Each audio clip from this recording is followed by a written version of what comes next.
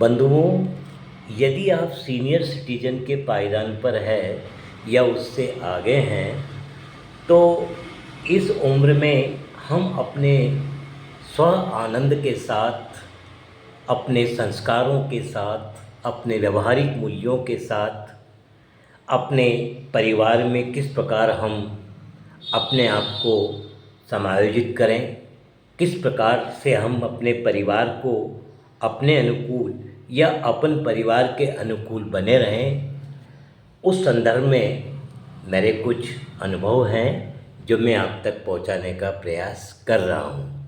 आपको यदि अच्छा लगे तो आप आशीर्वाद ज़रूर दें। साथियों, प्रातःकाल का जो समय होता है 5:30 से लेकर के 8:30 का जो समय है, वो आपके जीवन मूल्य को बिल्कुल प्रसन्न, स्वस्थ और संस्कारित रखने में संजीवनी बूटी का काम करेगा। इन 3 घंटों के दायरे में आप कोई भी अन्य ऐसा काम नहीं करें, केवल अपने शरीर के मानसिक और शारीरिक स्वास्थ्य पर ध्यान दें। आप प्रातः उठें, कोई मोबाइल नोटिफिकेशन नहीं देखना, ना किसी को मोबाइल पर कोई नोटिफिकेशन को भेजना, ना पेपर पढ़ना। इच्छा हो तो पौधों में पानी दे दो, चाय पीनी है तो खुद बनाओ। इन 3 घंटों में परिवार के अन्य सदस्यों को भी हमें परेशान नहीं किया जाना है। इसमें आप योग करें। योग करने से आपकी शारीरिक गतिविधियां संचालित होगी। संधि योग करें। संधि योग से मेरा मतलब है, जहाँ भी हमारे शरीर में ज्वाइंट हैं उनका 5-5 बार आप उसको संचालित करें। जैसे ये करें, इस प्रकार जहाँ भी ज्वाइंट है संधि योग कर सकते हैं। प्राणायाम करें, जिससे हमारी सांसें नियंत्रित रहें, हमारा मन नियंत्रित रहें। और हम सबसे बढ़िया काम है मॉर्निंग वॉकिंग। मॉर्निंग वॉकिंग से बढ़कर अपने लिए अभी कोई दूसरा व्यायाम महत्वपूर्ण नहीं है, मॉर्निंग वॉकिंग। साथियों, अगली बात, आप अपने परिवार में दादा हैं, किसी के आप नाना हैं, किसी के आप काका हो सकते हैं, किसी के ताऊजी हो सकते हैं। तो आपके परिवार में जो भी एक चूल्हे पर आपका भोजन बनता है या जो आपके बिल्कुल नज़दीक में है, उनमें आपके बेटा बेटी, बहू बेटी, दामाद, पोता पोती, नातिन आदि, इनमें आप किसी भी प्रकार का वैचारिक, व्यवहारिक और मानसिक भेदभाव बिल्कुल नहीं करें। सब मेरे हैं, मैं सबका हूँ, ये भाव बच्चों में भी आ जाए। घर की बेटियाँ, घर की बहुएं, घर के आने वाले दामाद और बेटे, सभी को आपके आशीर्वाद का तराजू बिल्कुल बैलेंस में होना चाहिए, ताकि उससे आपके मूल्य व्यवहारिक भी रहेंगे, संस्कारित भी रहेंगे और आपकी प्रसन्नता भी बनी रहेगी। तीसरा साथियों, हमारे मालवा में एक कहावत है कि अंट को पैसों और खुद को ज्ञान टेम पे काम आवे। कहने का मतलब यह है कि आप भावनात्मक संवेदनाओं में आकर के अपने अधिकारों का हस्तांतरण करते समय लक्ष्मण रेखा का जरूर ध्यान रखें। समझ गए होंगे मेरा भाव आप।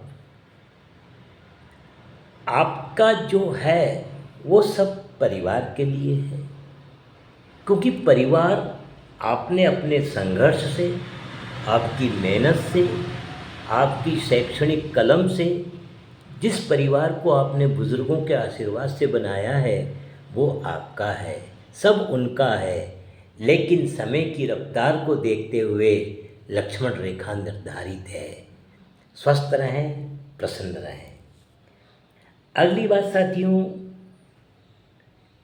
किसी भी परिवार के सदस्य को उसकी व्यक्तिगत स्वतंत्रता में, उसके व्यक्तिगत स्वभाव में अपने को अनावश्यक हस्तक्षेप भी नहीं करना है, क्योंकि जैसे पांचों उंगलियां बराबर नहीं होती, इसी प्रकार घर में जितने लोग हैं सबके अपने अपने स्वभाव हैं, सबके अपने अपने उड़ने के तरीके हैं, तो सबकी स्वतंत्रता बनी रहे। आपसे अपेक्षित मार्गदर्शन यदि मांगा जाता है तो आप व्यवहारिक रूप से दें और देते रहें। और परिवार के जो छोटे बच्चे हैं उनमें आप बिल्कुल बच्चे बनकर रहें, क्योंकि मैं ऐसा मानता हूँ कि सीनियर सिटीजन का होना, वृद्धावस्था का होना आदमी का दूसरा बचपन होता है। बचपन शब्द को मैंने इसलिए सेलेक्ट किया है कि बचपन बंधन मुक्त होता है, बचपन भय मुक्त होता है और बचपन स्वस्थ, ईमानदार और आत्मिक रूप से शांत होता है। इसलिए आप इस उम्र में अपने आप को, जो बचपन है, बच्चों के साथ आप वैसा व्यवहार करें, उन्हें अपने परिवार के नैतिक मूल्य सिखाएं, छोटी छोटी कहानियाँ, छोटे छोटे किस्से, छोटी छोटी अच्छी बातें आप उन्हें बताएं। कहने का भाव ये है कि बच्चों के साथ भी आपको समय देना है, ताकि वो जो आपका ज्ञान है वो उनका भविष्य का संस्कार बन सके। अगला साथियों, जब भी आप अपने सामाजिक परिवेश में, अपने मित्रों में, अपनी मित्रमंडली में जब आप बैठें तो आप खूब मुस्कुराइए, औरों को मुस्कुराने का मौका दें। और जब भी मजाक करें तो आपकी मजाक बहुत स्वस्थ होनी चाहिए।